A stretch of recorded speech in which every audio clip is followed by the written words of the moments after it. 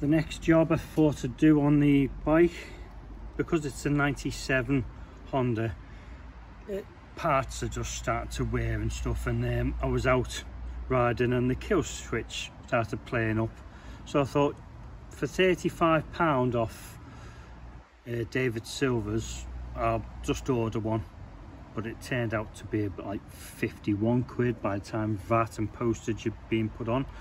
Initially it just looks like it was just plug them in, plug that in and put it on.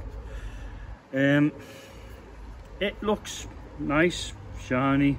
Apart from this, the one on the bike's more gloss like that.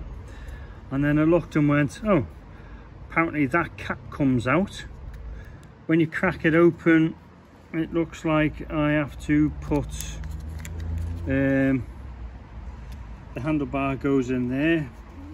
Then I'm going to have the cable coming out, and then I think, looking at it, if you can just see there, that clips out, and then I put my clip in there because it did confuse me at the start.